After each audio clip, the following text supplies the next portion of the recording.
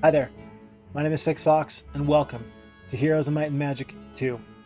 This video comes after I did the tier ranking list for the secondary skills that you can find in Heroes of Might and Magic 2, and I appreciated the comments, I appreciated the discussion that it generated on Discord, and in all, I appreciate all of the insight and the input from the Heroes community.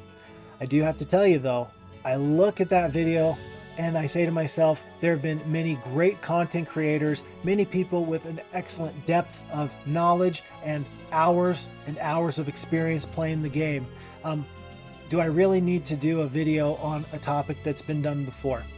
Simply to say that I did it myself, that FixFox threw his hat into the ring, I don't feel like it really adds anything.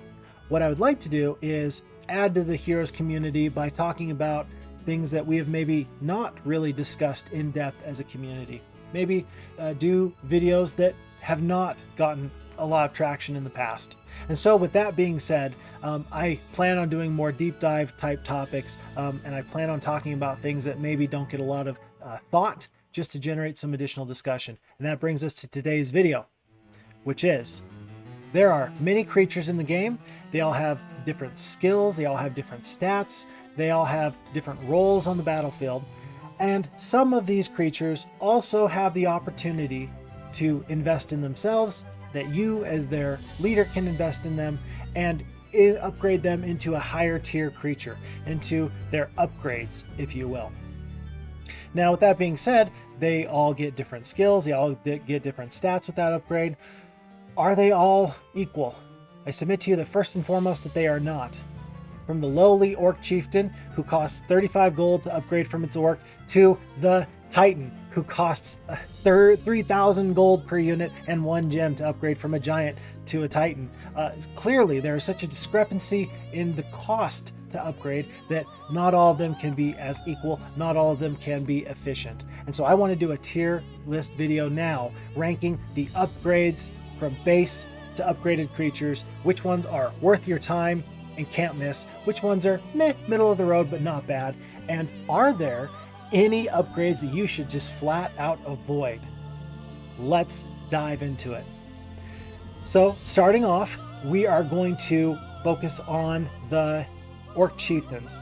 I am going from left to right as far as the cost of the upgrade.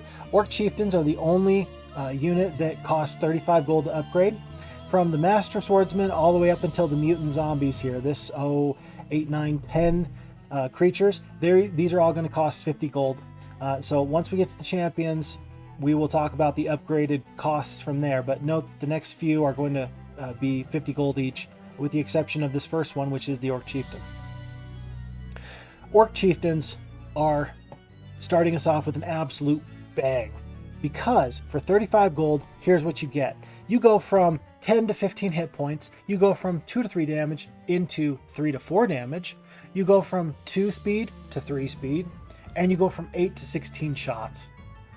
This unit is absolutely jam-packed, and for 35 extra gold, it is absolutely can't miss. What are you doing walking around with only orcs when you can potentially get orc chieftains? Now, the upgraded building that you have to invest in order to get the upgraded orc chieftains, even that is incredibly cheap. You go from the base level dwelling that costs 800 gold up to a 1200 gold upgraded dwelling that also you tack on an extra 5 wood, and bada bing bada boom bam, you've got an upgraded stick hut, and now you've got a faster unit. You've got a unit that has 50% more hit points, is doing not quite double the damage, but a significant amount of double damage, 50% extra damage. All in all, it is an incredibly efficient use of any gold that you want to pump into them. This upgrade is S tier, no doubt. Now, moving forward, remember that these upgrades are all going to be costing 50 gold. The Master Swordsman, these are the 4th level units from the Knight faction. Now these units, they will increase their hit points from 25 up to 30, and they will increase their speed from 4 to 5. I'm going to talk about them in tandem with the veteran pikemen, because you are always going to want to pick up the Master Swordsman instead of the veteran pikemen. If you have only a few choices, if you have limited resources and you can only get one, you're always going to pick the Master Swordsman upgrade over the veteran pikeman. Why is that? It's because the Master Swordsman have the same increase per price in gold. For 50 gold, you get an extra 5 hit points and you get an extra 1 speed. But because the base level stats on the Master Swordsman are so much higher, and because they are an offensive oriented unit who does 4 to 5 damage instead of 3 to 4, then they can make better use of the speed than the veteran pikemen will be able to. Attacking and offensive units will always be able to make more value out of speed than the defensive units will. Defensive units, heck, you hope that the fast enemies fly and or run across the field and attack you. That's the whole point of defense, is I'm a brick house and come at me, bro. But the offensive units, they benefit from having the extra maneuverability to pick their targets and to really do damage where they want it to be done. So because both of these units, the Master Swordsman and the Veteran Pikeman, both cost 50 gold each, and because they both have the same increases in stats from a 5 hit point upgrade, 5 hit point increase, and a 1 speed increase, you would think that they would both be in the same tier. They'd both be in C tier, they'd both be in B tier, they'd both be in A tier, but that is not the case.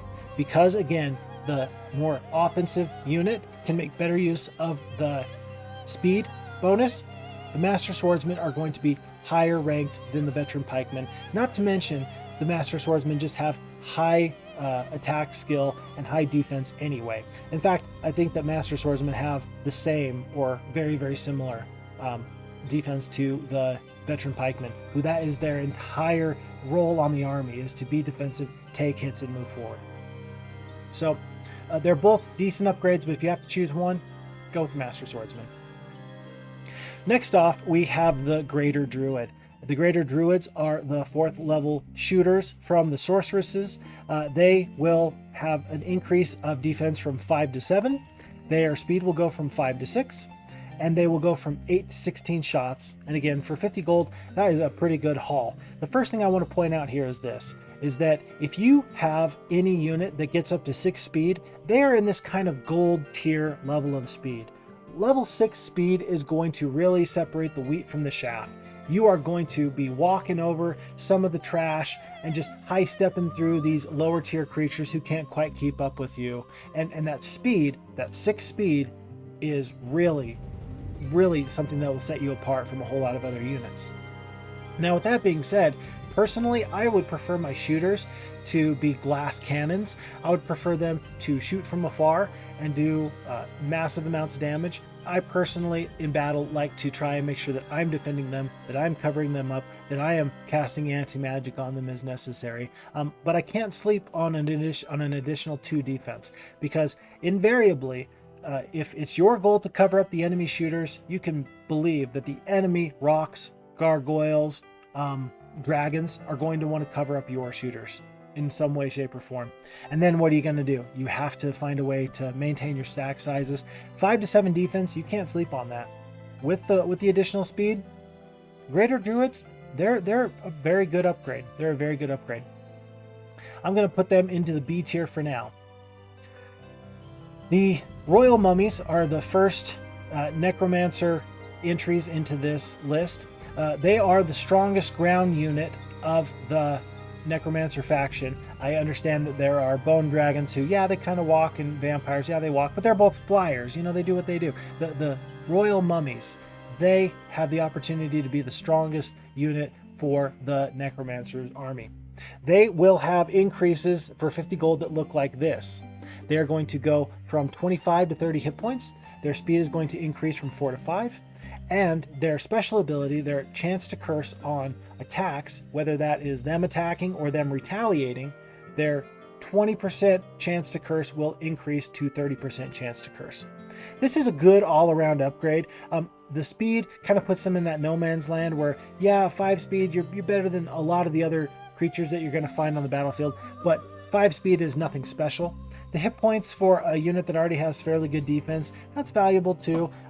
mummies are the type of creature that I see them on the adventuring map and I always underestimate them every time. And I know that I underestimate them, and somehow, even when I take that into my calculations, I still end up underestimating them. So royal mummies, for the cost of the 50 gold, the effect size is fairly small, but they have high attack and high defense skills anyway. And plus, the upgraded pyramid is not difficult to get. This is a very worthwhile unit. I'm going to put these royal mummies into the low B tier. Next, we have the battle dwarf. Battle dwarf is the second level creature for the sorceresses. They are comparing to their battle dwarf brethren as the exact same. They are a carbon copy. They just have a teal tunic instead of a red tunic. The only thing that separates battle dwarves from dwarves is that for 50 gold, you get an additional 2 speed. Now, this is important for this reason. Dwarves have fairly good stats, especially for what you're looking for. They have 20 hit points. They've got pretty solid defense. They'll even pack a little bit of a punch. They can do some damage, 2 to 4 damage. They can do a little bit. Occasionally, you'll bless a huge stack of dwarves. But for that 50 gold, you increase the speed from 2 to 4. You cover up their greatest weakness and make them somewhat usable on the battlefield. Now, the problem with this is that yeah, you're covering up their worst flaw, but you're not getting anything else. For the value, especially knowing that battle dwarfs are often not going to make it to a late game army, I'm putting that +2 speed in the C tier. It hurts my heart because I've had battle dwarfs carry me in a lot of fights, but as far as the raw numbers and the efficiency, I think that you have to have battle dwarves in the C tier. Worth noting in just 1 second, there are some adventure map features that can potentially make some of these upgrades a lot better or a lot worse depending on how you look at it. And that starts with the steel golem. So the steel golem is the 3rd level creature for the wizards, and for 50 gold you go from 30 hit points to 35, you go from 2 speed to 3 speed, and for some reason you get an additional 2 attack skill. You go from 5 attack skill up to 7. This is kind of what you know, the dwarves could have been. Would it be worth it to trade 1 speed and still be a very, very slow unit, but have additional hit points and have some additional attack damage or attack skill? Possibly. Difficult to say. Do you want to become a better, well-rounded unit, or do you want to cover up your most glaring flaw? That's the difference between the battle dwarves and the steel golems. I think that steel golems are a fairly good unit anyway, but the attack increase, the attack skill increase, baffles me. If you get a large stack, of course, that can be useful, but I'm not getting the steel golems because of their attack capabilities. I'm just not. And for that reason, I'm going to put them into the C tier. Right now, I'm going to put them above the dwarves. I theoretically, I could talk myself into potentially moving these 2 troops into the D tier. I really could, because of the small effect size that you get for the 50 gold. But for now, I'm going to keep them in these tiers. Now, worth noting, because I think that all of the relevant units are here on the field. You can find on the adventure map the Freeman's Foundry, which will upgrade your troops for you. For example, it will upgrade your golems from iron golems into steel golems. You can get the Freeman's Foundry that will upgrade your pikemen and your swordsmen. You can get the Hill Fort that will upgrade your dwarves. There's a lot of different adventure map things that you can get to increase the effectiveness of your units. With that being said, again, is that a plus or a minus? I would say in general, if you can get the lower tier creature and not have to invest in getting their appropriate dwelling that correlates to the upgraded unit, you're saving yourself resources, you're saving yourself days that you would otherwise rather spend purchasing other troops. And for that reason, I think that all of these units need to be considered at least half a degree higher than you otherwise might consider them, just because of what you can do on the adventure map. Depending on the map, depending on what's available, you can get some free upgrades, and that might increase the likelihood that you're going to use these troops. Of course, the efficiency of free upgrades is vastly superior to spending money, of course.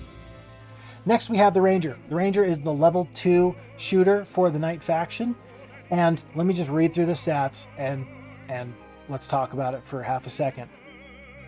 You go from a unit that costs 150 gold to then 200 gold. So for 50 gold, you get the statistics of going from 2 to 4 speed. Okay, we're covering up their weakest, maybe their most glaring flaw. And their shots are going from 12 to 24. Okay, that can be very valuable. Oh. And they have a new special ability. Rangers will do a double shot. And they will effectively double the damage, double the effectiveness of any archer. And they will double the effectiveness of any archer for the low cost of 50 gold, which is 1/3 the price of an original archer. This upgrade immediately puts them into S tier just because of the efficiency, just because of the bang for your buck. If you are the Knight faction and you're not upgrading your Rangers, you have your priorities mixed up.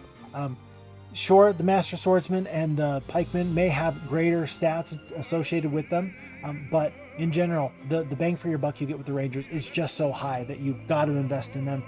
You might as well. You must. I will go so far as to say that you must. Now, let's go on to the Grand Elf. Grand Elf, in opposition to the Greater Druid, will pick up more offensive stats.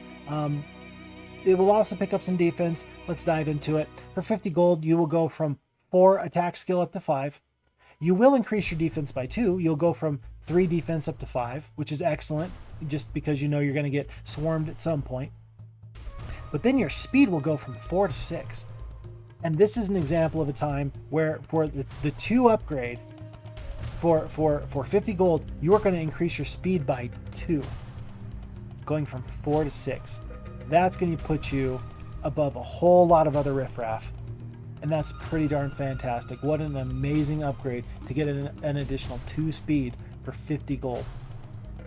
Fantastic. I'm going to put them into the A tier right now, just because they do get some bonuses to their attack and their defense and their speed all around. That's an amazing upgrade. It is a high A tier, low S tier, just in that regard. And then last, for the 50 gold cost upgrade, we have the Mutant Zombies. The Mutant Zombies are good as far as the upgrades go. Here's how I mean. Their upgraded dwelling costs exactly 1,000 gold to get the upgraded graveyard. It costs no resources or anything like that. It's a very low investment to get the Mutant Zombies.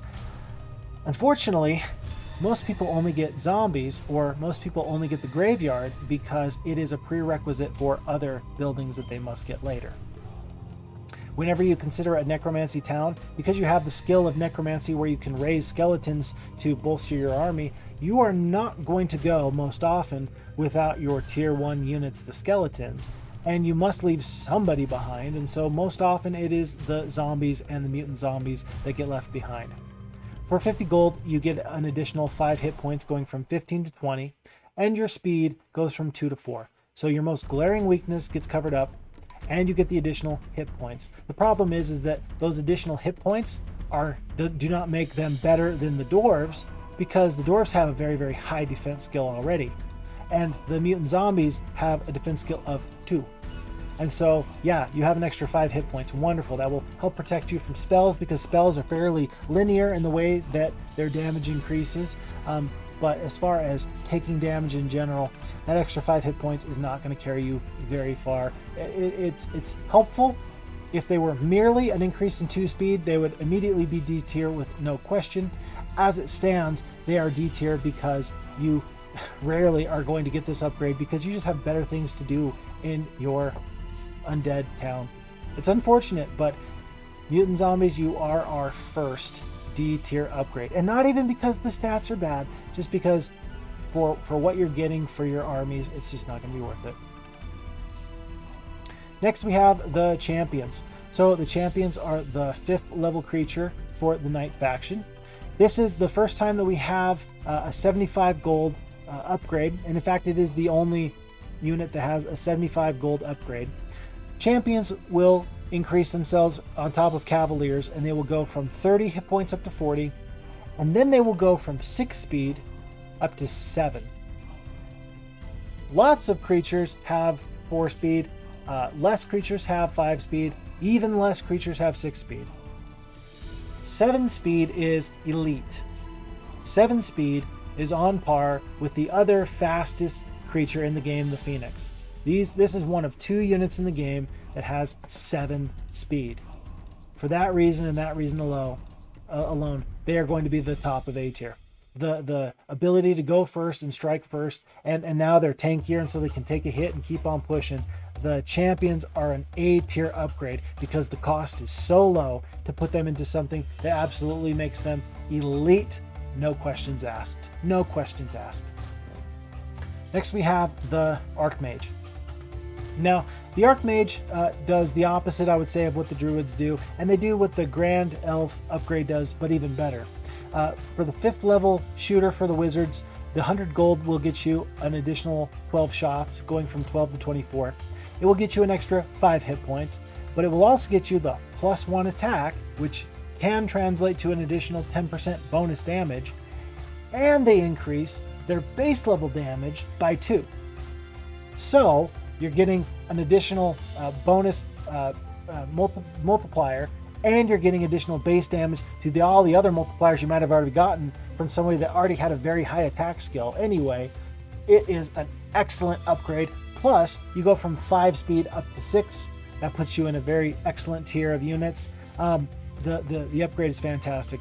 Not even to mention the fact that Archmages get the ability to dispel good buffs on enemy heroes at a 20% chance clip when they attack them.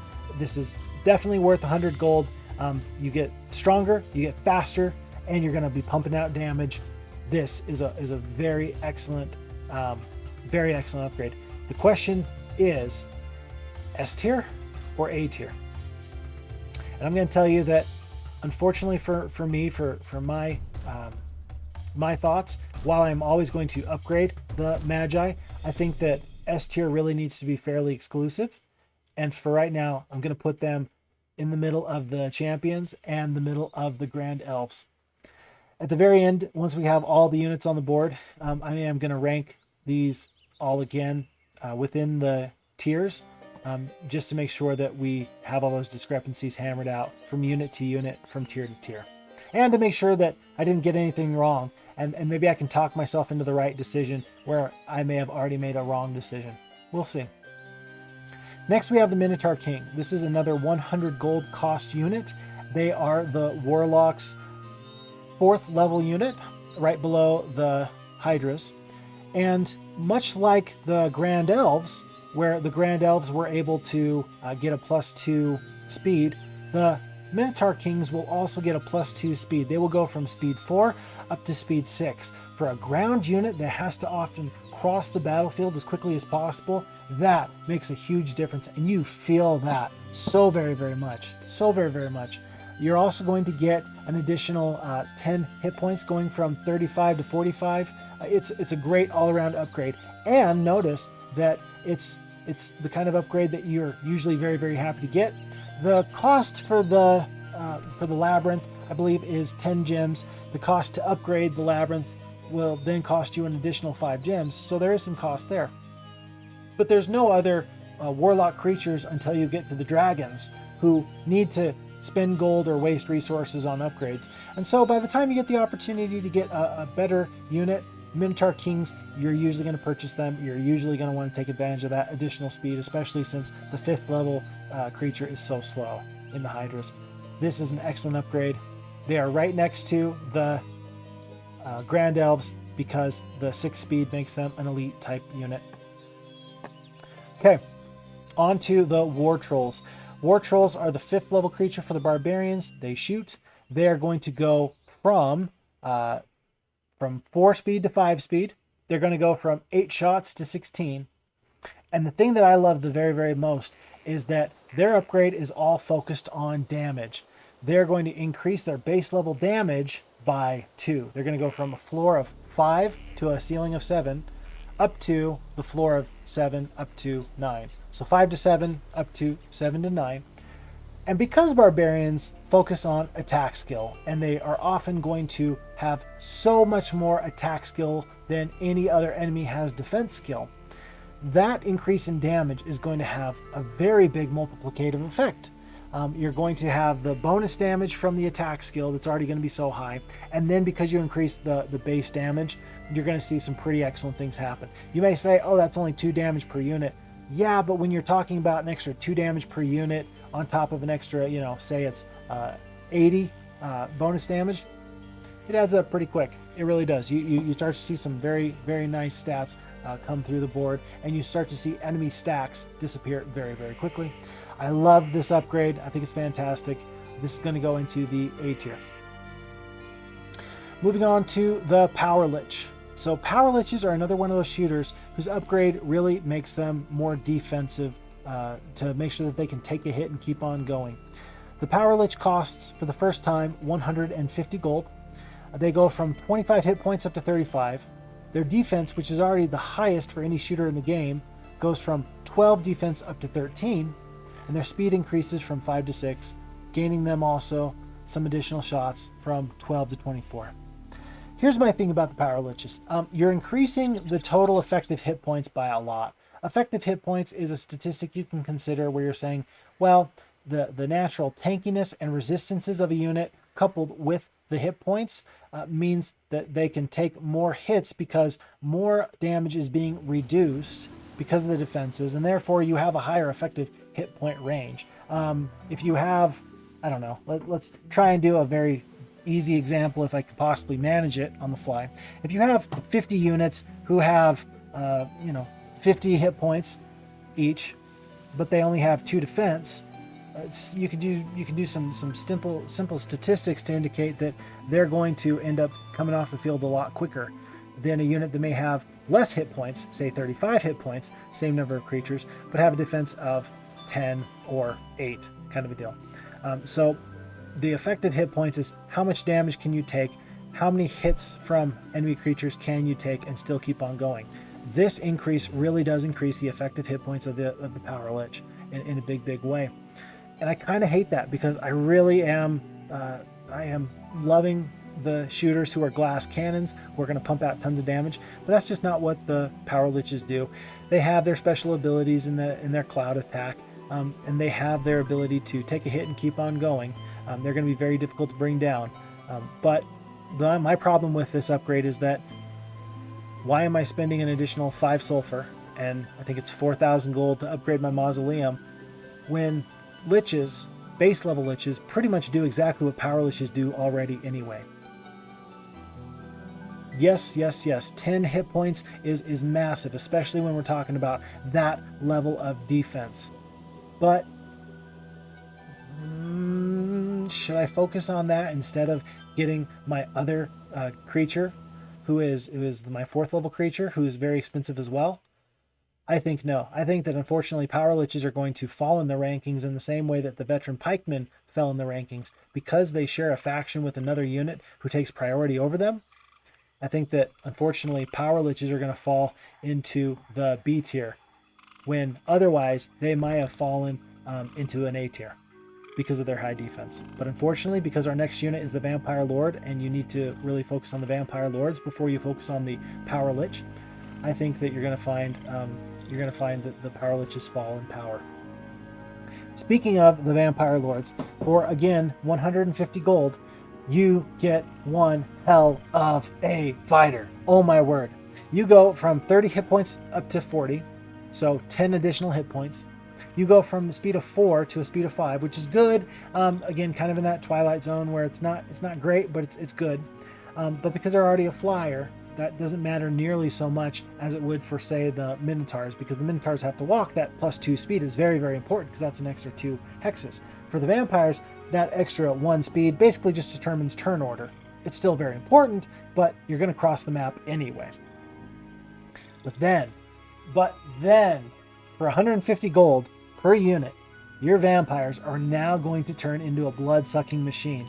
They have the drain ability, and they can take hits, and they can lose some troops, and then by attacking and being ravenously hungry, they can rejuvenate and reanimate their dead brethren who have fallen.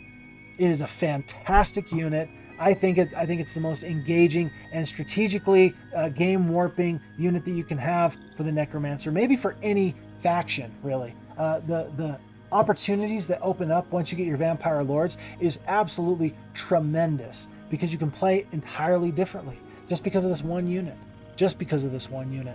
So vampire lords for 150 gold, they are an S tier upgrade. You're going to get so much value, and in high numbers, vampire lords are going to be impossible to deal with. So that to me is absolutely an S tier, and I'm actually happy to see that we now have a non-level 1 tier creature in the S tier, because these are very cheap units, and so efficiency sometimes at a cheap cost is easier to obtain, I would say. But I feel comfortable putting this 150 cost upgraded unit amongst these high efficiency little machines. Next we have the Ogre Lords. Ogre Lords cost 200 gold for the upgraded version, but they get some terrific statistics. Let's talk about it. 200 gold will get you an additional 20 hit points. You'll go from 40 to 60. You'll get an additional damage from 4 to 6 up to 5 to 7. And then your speed is doubled from 2 to 4. Folks, 200 gold is a lot to ask for every single unit. It really is. And say that you just buy ogres, and then later you want to upgrade them into ogre lords, you're going to be having a really, really rough time, because it basically costs you one whole additional ogre just to get this extra tough ogre lord, which is basically like an ogre and a half. So the cost efficiency to upgrade is really, really bad, but the actual unit, the ogre lord, though expensive, is going to be terrific. They are the backbone of the barbarian army. They are the absolute anchor. Sure, you might have cyclopses and wolves that will spring forth and go right into the teeth of the defense, but eventually the enemy will have to reckon with the ogre lords, and when they try to, they are going to be in for a rough time. I would never go anywhere without ogre lords. They are a fantastic upgrade. They are a must-have. They are at least A tier. I'm gonna again have to just establish, are they only A tier? Are they only A tier? It's a tough question. There's some of these units I immediately say, absolutely not. That's not maybe an S tier. That's not maybe an S tier. This one, maybe an S tier. We'll see. Moving on to the level 6 unit for the Knight faction. This will be the 5th unit that the Knight faction presents to us. The cost is pretty high for what it is. It'll cost an additional 400 gold per troop to upgrade this level 6 creature. What are you going to get for that additional 400 gold? Not much. You're going to get an extra 1500 hit points. You're going to get an additional 1 speed. That speed will put you from 5 into 6. That's excellent. That's really, really good. But what else? You got to give me something else. In some niche use cases and against necromancers, Crusaders can be worth every penny, because you cannot curse them, and they will do double the damage to the undead. For that reason, if you're fighting necromancers, the cost is well worth it. I would absolutely pay the price to ride into battle with this stack of Crusaders. But if I'm not fighting any necromancers, or if there's no necromancers on the field, I might think twice about whether or not I upgrade from Paladins into Crusaders. I really might. The hit points for the effective health is very important. The speed is really good, especially because they're a ground unit and they don't fly. But unless you're able to really make good use of their new special abilities by not being able to get cursed and doing double damage to undead, difficult for me to take them. It is worth noting that they will still have the double strike ability, just like the Paladins will. And of course, then you'll get some extra crazy, wonderful things happening with the double strike and double damage to undead anyway. But if it's not undead, you're going to be struggling with that. I'm going to put the Crusaders into the B tier. I'll put them somewhere near the top of B tier for now. But they definitely don't fall into the C tier as far as an upgrade, but they're definitely not in the A tier. Last, we have basically the 1A and 1B toughest unit in the game. Best unit in the game. Whether you believe dragons are the best or whether you believe titans are the best, that's up to you. But which unit has the best upgrades? Now, worth noting that the green dragon starts off costing 3,000 gold and 1 sulfur. Okay, so it's got a very high base cost, for the base unit. Green dragons are still very, very powerful. With 200 hit points, the green dragon is more powerful than a giant. It's more powerful than a bone dragon. It's more powerful than any other tier of creature, even just at the base green dragon level. And so then, if I do pay to upgrade them, what do I get? Well, for the low cost of 500 gold extra, I can get a red dragon instead of a green dragon. That will give me the following statistics. I will go from the 200 hit points up to 250. I will go from 12 attack to 13, 12 defense to 13, and then 4 to 5 speed. The 4 to 5 speed I really, really love because that will help them get around the map so much quicker, because they're not going to be able to be slowed, or they're not going to have any issues with taking enemy spells. That speed can be pretty good. It's still in that range where, yeah, okay, so you're faster than most people, but there's all these 6 level or 6 speed units that you can't really deal with, or you can't really jump on top of. It's not the best, but that's what the next upgrade will be for. Instead, consider that for 500 gold, you are getting 50 additional hit points. That's pretty fantastic. Going from 200 to 250 when they already have 13 defense, that is pretty terrific. They become a very tough unit, and you're going to avoid a lot of extra losses that you might have otherwise just had to take as far as dragons go, so your stacks are going to stay big. It's an excellent upgrade. Red dragon upgrade is a S tier. Black dragon is much the same, but better. Here's the only difference. For an additional 500 gold, you will go from red dragons to black dragons. So another 500 gold and plus 1 sulfur. You'll get 50 hit points going from 250 up to 300, 13 attack up to 14, 13 defense up to 14, and 5 to 6 speed. The speed, again, is terrific. Once you hit 6 speed, you are a terror to deal with, who is tanky, you're flying all around, and you're fast. You're going to take care of a lot of business here. Unless you're going up against champions or phoenixes, you're probably going to go first with black dragons. That is very valuable. And then because, everything else to top it off, just a powerhouse of a unit with high attack, high defense. Even though you have to spend 1 extra sulfur now on top of the extra 500 gold, I figure that it's worth it. I figure it's worth 1 sulfur to go from pretty good speed at 5 up to gold standard speed at 6.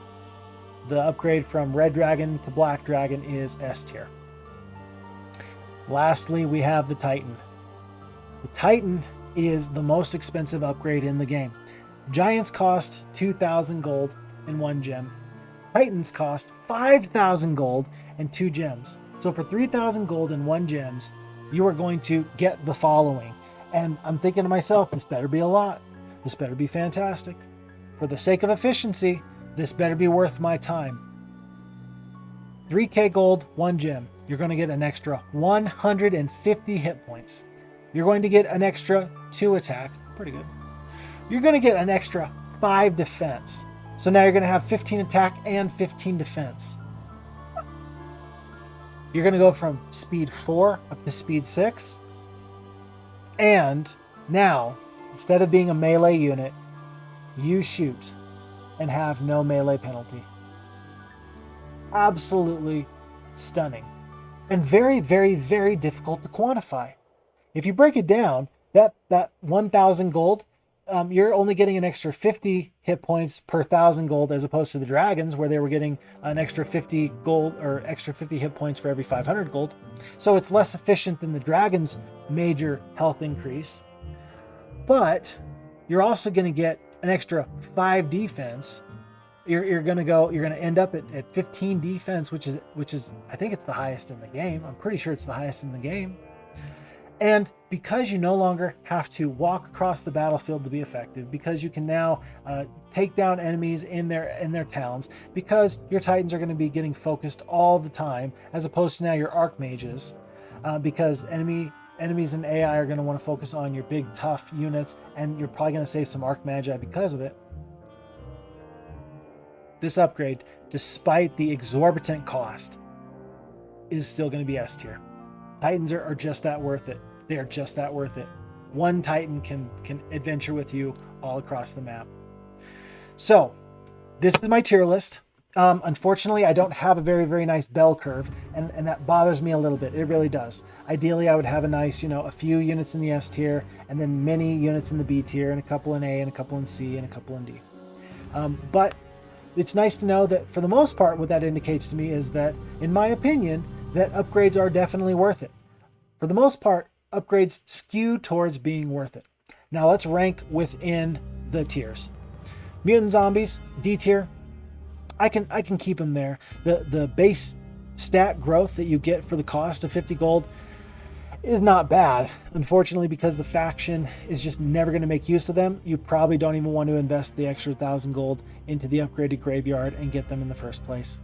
So I am going to keep the mutant zombies there, but it wouldn't hurt my heart if you moved them up into C tier. Any higher though, and I've got some questions for you. The battle dwarves and the steel golems. Again, if you brought either of them down into the D tier, I wouldn't be terribly upset with you, but I do think that they do well enough to stay out of there, especially because, for two reasons. One, the dwarves are covering up their worst weakness, and the steel golems are becoming a better, well-rounded unit that if they get on top of you, they're going to come and do some damage. Ranking these in these terms, I'm going to say that let's see. I'm going to give the nod to the veteran pikemen because of their speed of 5. It's weird to see a speed 5 creature fall so low on this ranking, but that's just the way it is. In fact, I think that, yes, all of these upgrades, there's no upgrade above them that has a speed lower than them, so I don't feel terrible about saying, hey, your speed 5 isn't going to save you from C tier. But it will put you above the very tanky golems and above the very backbone of the sorceress units, dwarves. In regards to the B tier, I am going to keep the Crusaders at the top of the B tier. I'm going to keep the swordsmen right next to them. And then I'm going to keep the liches and the greater druids right next to each other, knowing that the royal mummies is a very, very efficient upgrade at 50 gold. I have to think, do I want the mummies to be at the end of this tier or in between? I think I want them above these shooters that gain additional defensive stats. Again, my biggest complaint, and the reason why I'm having power liches at the bottom of B tier, is because I think that they only marginally do a better job of what the liches can do anyway. And so, knowing that there's other upgrades in the necromancer town and other units to get, it's just not as worth it. Let's see. But yeah, I'm happy with the B tier as it currently stands. I don't think I need to explain Crusaders over Master Swordsmen, Master Swordsmen over Mummies. I guess you could potentially flip the Mummies and the Swordsmen, and I wouldn't be too concerned about that. But in general, I would keep the two shooters that got mostly defensive stats as their increase. I would keep them at the bottom of B tier. For the A tier, I cannot leave the Ogre Lords at the bottom of A tier. I cannot. I'm going to keep the Knights, the champions, at the very, very top of A tier because, again, they're 7 speed. They're one of 2 units in the game that have a speed of 7. That is so good. I don't think it's enough to put them strictly into S tier, but if I'm not giving them their dues for that, then I'm doing them and the Knight faction a huge disservice. I am going to keep the Archmagi for their massive damage increase right below the champions on the A tier. I will put the War Trolls again next to the Archmagi for that massive damage increase. And I'll put the Ogre Lords. Do they go above or below? Do they go above or below?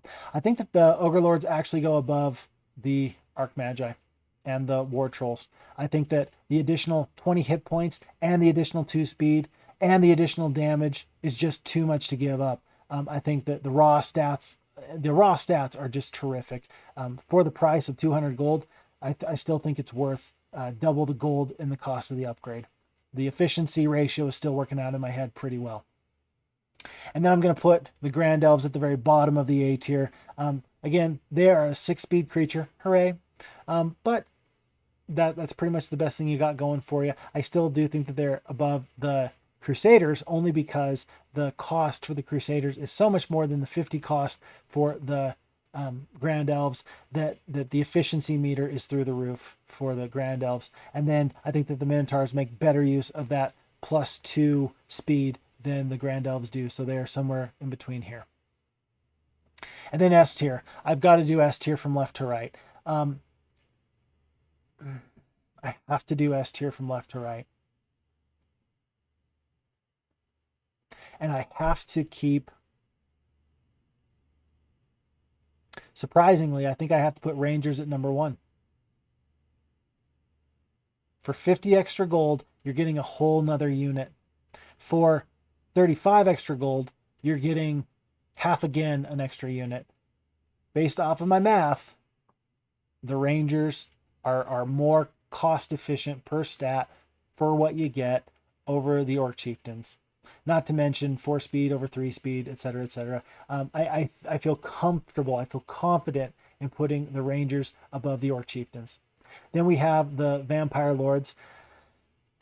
The Vampire Lords go above or below Dragons and Titans. I think for the cost that we're going to put Black Dragons over Red Dragons, and I think we are going to put the Vampires above the Titans but below the Dragons. Here's the deal. 3,000 gold. The Titans are totally worth every penny. They're absolutely worth every penny. But there's so much sticker shock with knowing that you're going to have to pay an extra 3,000 gold between the base level creature and the upgraded unit. There's so much sticker shock. And if you ever look at the tables, for the town cost comparison, Wizards are the most expensive faction that's out there. So somehow they have a unit that is not clearly the winner and not clearly the best unit on the field because dragons exist, and yet somehow their faction still costs the most. It's the most expensive one. So just from a cost efficiency, somehow, even though it's an amazing unit, I'm never not going to get them. The Titans are still going to be at the very bottom of the S tier, and somehow the 150 cost upgrade of the Vampire Lord, the strategic warping, meta warping upgrade, is going to actually be above Titans in strength, but below Dragons because the Dragon upgrades are still so efficient for what you get. They're so efficient. An extra 50 hit points, an extra attack speed, or an extra attack, an extra defense, and the extra speed. Hard to argue with. So hard to argue with. But I'm doing this so that you can argue with me. To keep the comments nice, neat, and organized, here's what I would hope. Pick the one unit that I got the most right, and pick the one unit that I got the most wrong. That's what I want to hear from you. Which unit are you like, yep, you're spot on, that's perfect, you explained it, it makes sense, and I agree with you. Pick that unit, and then pick the one that you're saying, nope, you're 1000% wrong, and you don't deserve to ever play Heroes of Might and Magic again because you're so wrong. Let me know of that best choice and that worst choice that I've made. And if you'd like to analyze every choice we've made here, that'd be wonderful. I'm all for it. But even if you just tell me where I got it the most right and where I got it the most wrong, I would love to hear from you. Folks, thanks for being here for this ranking video, this tier ranking of the upgrades for all the units in Heroes of Might and Magic 2. My name is FixFox. I appreciate having you with me, and I hope to see you soon. Take care. FixFox out.